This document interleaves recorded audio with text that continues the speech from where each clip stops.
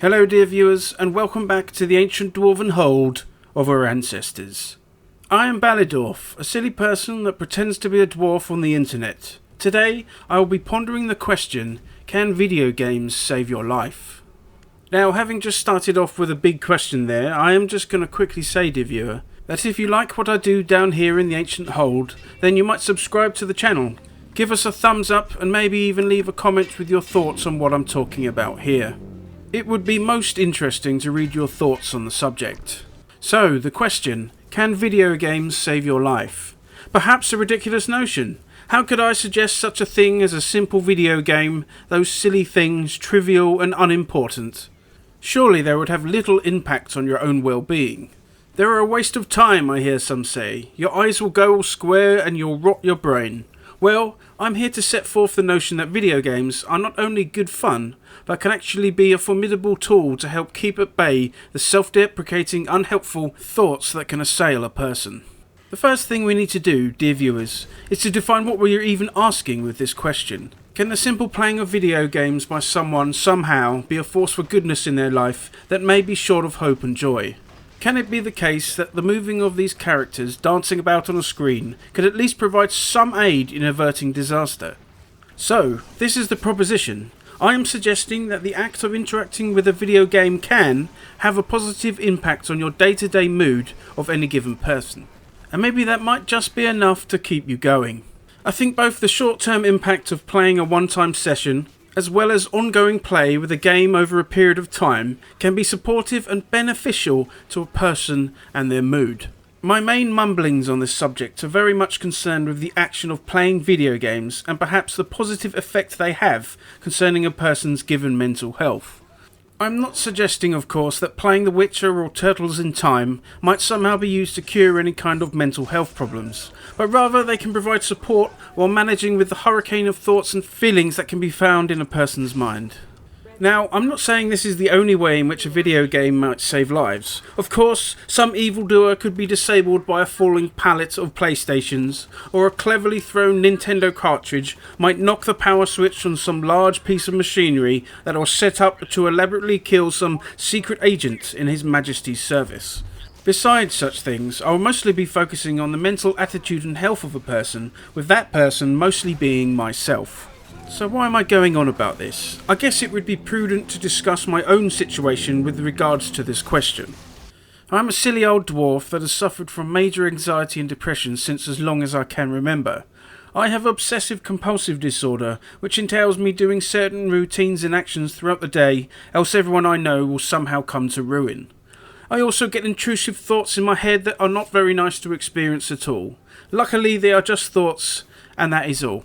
Through the years, I've struggled greatly, just coping with life on a simple level, urging myself on each day, exiting the defensive fortress of mine own bed, interacting with other people, being reliable and useful to anyone, and generally having a low opinion of myself.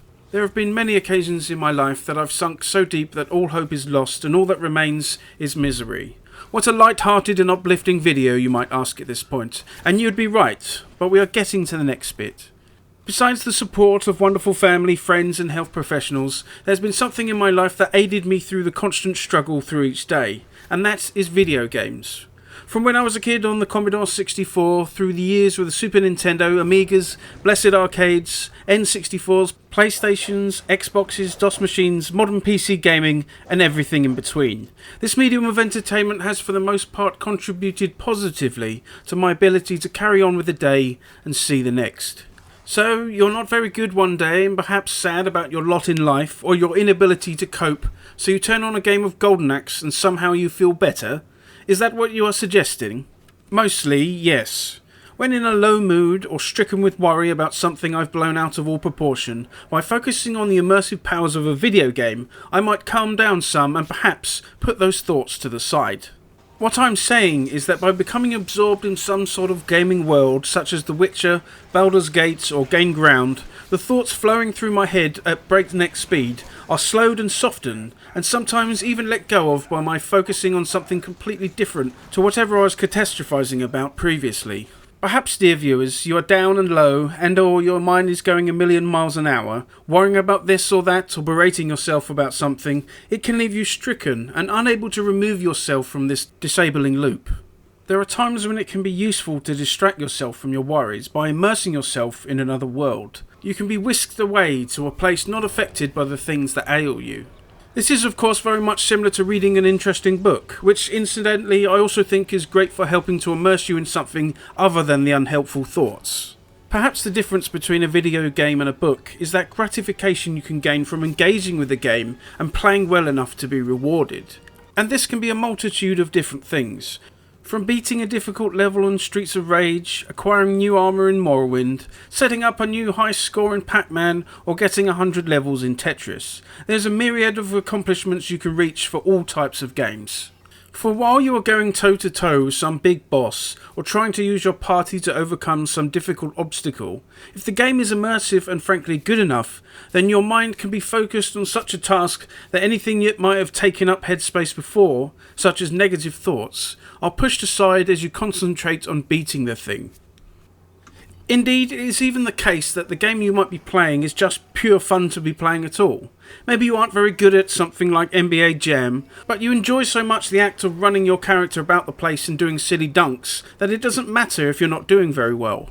I wasn't very good at Sifu, for instance, but it was great fun to whoosh the arms around and try to be all cool like an old kung fu movie, that it didn't matter how terrible I was. There are levels of enjoyment, and indeed immersion, with people having different thoughts on what might draw them to the game. And that's a good thing. Players can have different experiences to each other from the same game. Perhaps you like playing a particular MMO because of the different pets you can get, or aesthetic items you can obtain for your character. Another player might not be bothered at all about that, but with the same game, really enjoy visceral and engaging player vs player combat. And there's a myriad of games out there, across a vast spectrum. From sports games to platformers, fighting games, role-playing games, first-person shooters, simulation and city builders, and all sorts. There is seemingly something for everyone to become immersed in and enjoy. Some might say that playing video games can be a secluding endeavour where you might cut yourself off from the outside world, shunning it for the allure of the screen. I feel there are interesting points to discuss with this. If you're engaging the game in a healthy manner, taking breaks and not neglecting whatever responsibilities you might have, then it's okay to get lost in a digital world for a while. Video games, like any hobby or form of entertainment, must always be approached in a sensible fashion. I would be the first to admit having played long periods of several hours running around Azeroth or the Sword Coast, or battling baddies in other fantastical places. But I like to think as an old dwarf I'm usually pretty good at balancing my time and that real life thing that everyone goes on about. Gaming can certainly become an obsession like other activities out there, and it can be easy to become so engrossed as you do not even need to leave your house to engage with it. I would say though that self-control must play a part, and we all try not to neglect the other things in life. Becoming engrossed in a single player game with interesting gameplay and or twists and turns as you journey to the end is one way to engage with video gaming. A mighty time indeed can be had. I for one greatly enjoy video games where you play on your own, the whole experience tailored for you and you only. A lot can be done when you're the only person the game needs to worry about. Whole entire worlds from the wonderful imaginations and stories of other people, all there for you to explore and have a wonderful time with. When I need to withdraw from the world, from socialising with other people, friends, family and whoever, for me anyway, there are things I might do. Laying on the bed or other warm, comfortable place is an option and one I've taken up numerous times, but this can lead to me regaling myself with my own misery, thinking sad and negative thoughts about myself while I'm not asleep. Computer games, though, can be a different option. You can have that great pressing burden of depression and anxiety resting heavily on your mind, but perhaps you could alleviate some of it by becoming immersed in some other world where those things don't matter. Indeed, if you are having a bad day at work or something, the prospect of going home and playing a few hours on your favourite game could be the lifeline that you hold on to as you try to pull yourself through the day. Sadly, some of us may not have wonderful families to go back to, instead perhaps just a quiet home with no one to talk to. This can definitely be advantageous, but sometimes it's good to have some interaction with other people. Gaming can have these bases covered. A lot of games out there have some form of multiplayer mode built in, and this traverses a lot of genres, so whatever you might be into, there could well be a multiplayer scene you could go and check out.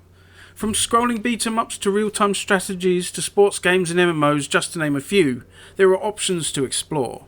Should you have some of these elusive real-life friends, you could visit their places too, or have them over to yours to enjoy some couch co-op, which is obviously a very upfront kind of social interaction, which can definitely be a great thing, cheering each other on and feeding on that positive energy created when being with people we love.